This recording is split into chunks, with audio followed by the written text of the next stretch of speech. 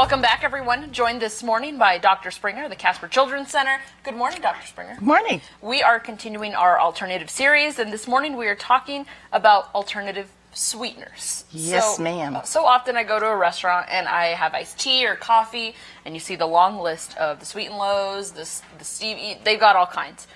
What should I know before I put some of that in my food or coffee?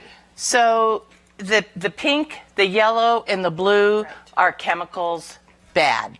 Don't go for pink, yellow, or blue. White is the sugar, right? But that can also be bad. Well, yes, but it says, which one is the worst for you. And of all your choices, white is going to be your best. So you want to avoid all those chemical alternative sweeteners. They do terrible things inside your body. They're unnatural chemicals. They have a long list of complications that, over the years have been suspected from coming. So avoid pink, yellow, or blue. So one of the things, one of the ingredients that people always talk about in those is aspartame.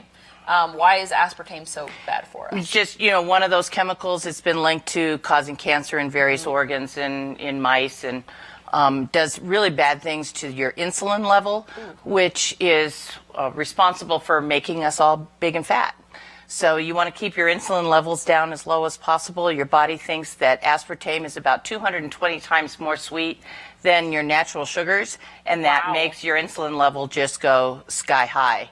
And so that's a bad thing. So that is a staggering number, 220 times the amount of sweet. Yeah. So there are so many other sweeteners that people can find at the store, some good, bad. This is what's on your screen right now is what you want to avoid. What are some things that you can find at the store that are not as bad? So the natural sweeteners, there's an example of the wide range of so-called natural sweeteners that are available. The stevia that you're seeing right there is probably going to be your best choice overall. Stevia is an herb. And doesn't affect your insulin levels nearly as much. It doesn't have any unnatural chemicals in it, and it's really very sweet. So there's your granulated sugars, which are going to be always a good choice if you're faced with pink, yellow, blue, or brown. Honey, molasses, maple syrup, all of those things are more natural sweeteners. So often people think I want to avoid the regular granulated sugar. I want to just not have that because it's just straight sugar. How is this changing? How is this dynamic of what people think is good for you and bad for you changing? It's changing a lot. So your body is basically a biochemical factory, and all these different sugars have slightly different chemical compositions, and your body handles them all quite differently. And so sucrose, regular sugar, is really where you need to go. It's a combination of glucose, which is what your body needs for every single cell, and fructose, which is your fruit sugar.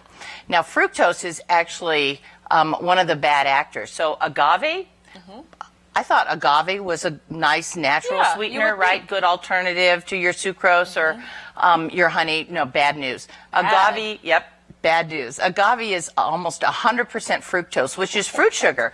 Who would think that agave had fruit sugar in it? We had no idea. Okay, so avoid the pink, yellow, blues, avoid agave, stevia, maybe your next, but straight sugar is what you need to do. For more information from Dr. Springer, all of her information from the Casper Children's Center, coming up on your screen. This will also be posted on our Facebook page if you missed something. Thank you, Dr. Springer. Thank you so much. We'll be right back.